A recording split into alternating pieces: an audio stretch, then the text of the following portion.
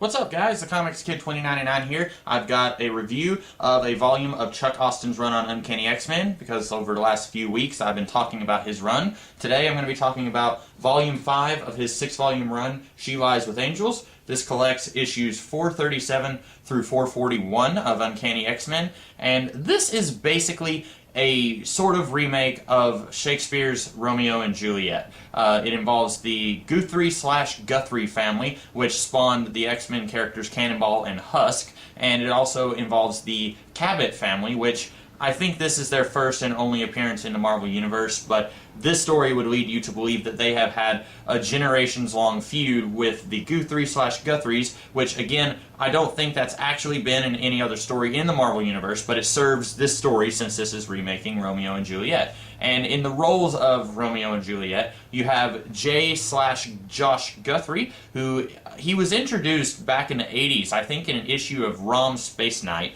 and he's been around for a while, but this was kind of the first point when he was really slowly becoming a major character. He was featured throughout this entire storyline, and shortly after this storyline, he was brought over into Nunzio DeFlippis and Christina Weir's New Mutants/New X-Men series. I don't remember if he came in after that series became New X-Men Academy X. I think it was after that point, but he became a main character in that series, and then when Craig Kyle and Chris Yost came and started their own run on New X-Men, sadly, spoiler alert, they killed the character, but this was the point where he kind of became more of a major character in the Marvel Universe, and he is playing the Romeo part, and then Julia Cabot, or Abbott, now I don't even remember, it's either Cabot or Abbott, she is the Juliet role. And basically the whole thing starts with J/Josh's younger brother. He is openly taunting one of the Cabot/Abbotts, and then that guy starts beating up on him, and then we find out that Jeb, the younger brother, he is a mutant, and then he shoots electric blue energy at the Abbott boy, and this basically starts a big feud, or it actually pours gasoline on the fire that is this already existing feud,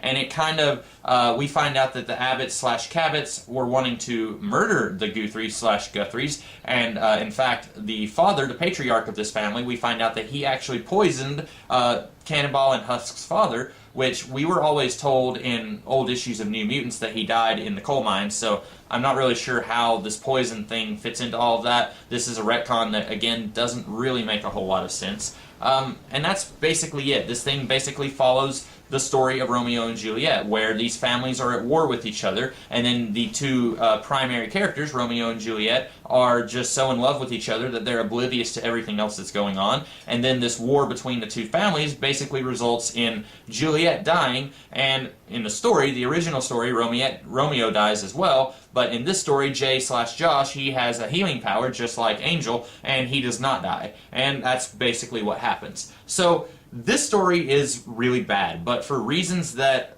all the other stories in Chuck Austin's run aren't bad. This is bad for entirely different reasons. Number one, it is remaking one of my least favorite Shakespeare stories. I am not a fan of Romeo and Juliet. The plot of that story is just, it's really terrible and really cheesy and hokey, and so the fact that Chuck Austin chose that story out of any Shakespeare story to adapt into the Marvel Universe, it doesn't surprise me at all, but I would have been much happier if he had chosen just about any other Shakespeare story. And second of all, he takes actual lines of dialogue from Romeo and Juliet, and then he tries to update those lines. And so you've got J/Josh talking to Julia, and he's saying lines, and you're thinking, that's a familiar line, I've heard that from somewhere, and the reason you're thinking that is because a very similar line showed up in Romeo and Juliet. And that was kind of grinding my gears. I really couldn't stand that. It just feels very odd seeing these lines of dialogue show up in the modern-day Marvel Universe. It really doesn't feel right when you're reading the story. And on that note, most of the time when I was seeing these two on the page whispering sweet nothings in each other's ears, I would usually just skip over that stuff because it feels really hokey and cheesy and doesn't feel very interesting at all, which is kind of true for every romance in Chuck Austin's run so far. And so when these two are talking about how much they love each other and how it pains them so much that they love each other that much, I'm just kind of like, okay, I'm going to go to the next page where we see something else stupid going on. And so the center of this story, the crux of this story, is these two and how their love is a beautiful thing amongst all this terribleness that is the war between these two families. And then the story ends with basically all of the bad family dying, and then the Guthrie/Guthries are all standing. So it's an adaptation of Romeo and Juliet that at the same time completely changes and alters just about everything about Romeo and Juliet. The reason Romeo and Juliet is a tragedy is because both Romeo and Juliet die,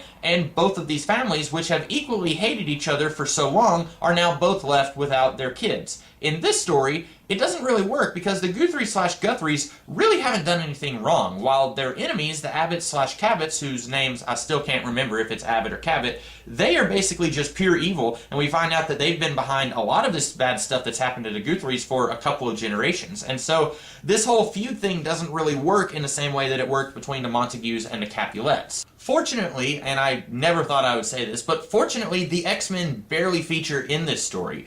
They come in about 2 issues into the story. Most of the story is set in Kentucky and is set with the families kind of at war with each other. And the X-Men come in whenever Paige and Cannonball's younger brother is injured. They come into the story, but they don't really do a whole lot. They basically fight the bad guys at the end, but other than that, they're not really very present in the story. And the reason that I say, fortunately they're not in here, is because Chuck Austen is not a very good writer, and he's been doing a lot of really terrible stuff with the X-Men over the span of 4 volumes. So it was kind of nice to not have to see him do more of that in Volume 5. Now, he will be doing more of that in Volume 6, and then when he moves over into Adjectiveless X-Men, but for now, it was kind of nice to have a little bit of a reprieve from him doing really terrible, weird stuff with the X-Men. He still does a little bit of terrible, weird stuff. For example, there's one part where Archangel/Angel and Paige/Husk, they have human relations up in the sky, right in plain view of Paige/Husk's mom. She's like on the ground watching them, and they begin to do their thing. This is something that is extremely weird. This is even weirder than Nightcrawler's father not being revealed to be a demon. And the entire internet, of course, took hold of that and said, oh no, Nightcrawler's father is a demon. That's terrible. We're going to rant and ramble about how terrible this whole thing is. They reacted weirdly to that. I'm very shocked that Paige and Archangel having relations right in front of Paige's mom wasn't more blown up out of proportion than the Nightcrawler thing, especially since the Nightcrawler thing was misread by so many people. I'm surprised that this wasn't more of a thing on the internet. I'm surprised that more people didn't see this and their jaws didn't hit the floor and everyone's like, can you believe what Chuck Austen did? Because this really is the highlight of the weirdness that is Chuck Austen's run, or it is at least in the top 5 of the weirdness that is Chuck Austen's run. Other than their relationship finally hitting that physical level, so if you were really interested in the couple that, I'm sorry, I'm just kidding. I don't think anyone in the world was actually interested in the couple that is Archangel and Husk, but if you were one of those people, well, that finally happens here, so you might have a reason to read this book if that interested you. And really, that's the only thing that actually happens with the X-Men here. We don't really get a whole lot of other stuff with the X-Men. In fact, Iceman doesn't even show up in this volume, Havoc doesn't show up, and Annie doesn't show up. And at the very end of the Draco, I don't think I mentioned this in my review of the Draco, but at the very end of the Draco, of course, Annie and Havoc had already kind of become a couple. Well, then at the very end of that story, Annie kisses Iceman for saving her son. And then we see that Havoc is looking really worried at this, like, oh no, what does this mean for my relationship? And so I was really thinking, oh boy, we're going to have more of that go on in here. We're going to have a whole lot more who's right for each other, which of these two guys is going to end up with Annie. I was kind of pleasantly surprised to see that neither of those characters show up in this story, so we didn't have to deal with the Annie, Havoc, Iceman thing. We did get Polaris for, like, you know, a grand total of 5 pages maybe, and as I predicted, everyone is just pretending like she didn't try to murder a mother and her son a couple of volumes ago. She's just going on missions with the team as if none of that ever happened, because apparently Chuck Austen thinks that if a character says, I'm sorry, I didn't mean it, then she doesn't have to pay for the consequences of her actions. So that's a thing. I don't really have a whole lot more to say about this. Basically, if you like really weird, awkward adaptations of really terrible Shakespeare plays, then you are going to love this story. But, as I imagine most people don't like really weird, awkward adaptations of really terrible Shakespeare stories, I would say you're probably not going to love She Lies with Angels. And, I would say, at least here, the one crowning good thing about this volume is the Salvador Larroca artwork. I've always liked Larroca's art. It's not always perfect, but I do think that it's better than most of the art that we've had in this run so far. I really like Ron Garney's artwork, and he did some of the early stuff in Chuck Austin's run, but over the last couple of volumes, we've had less and less of Garney's artwork, and we've had more artwork by people who I don't care for as much. Like Billy Tan did quite a bit of the artwork around the time of Holy War, and I wasn't a huge fan of his artwork. I wasn't really a big fan of the artwork in the Draco. I do like Salvador Larroca's artwork. I like his art quite a bit, and it is, in my opinion, the best thing about this book, the only good thing about this book.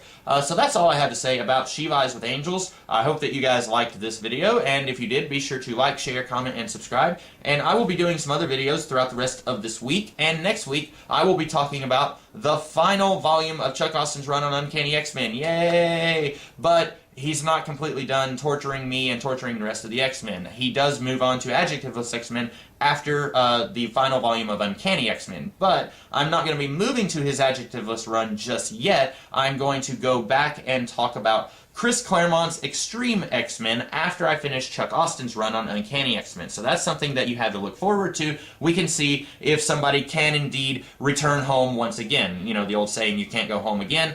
We can see if that saying is true or not whenever I go and start talking about Chris Claremont's run on Extreme X-Men. But that's not next week. Next week I'm going to be talking about the final volume of Chuck Austin's run on Uncanny X-Men. So look forward to that, and look forward to the other videos that I'll be doing throughout the rest of this week. In the meantime, I will see you guys later. Have a great rest of the day.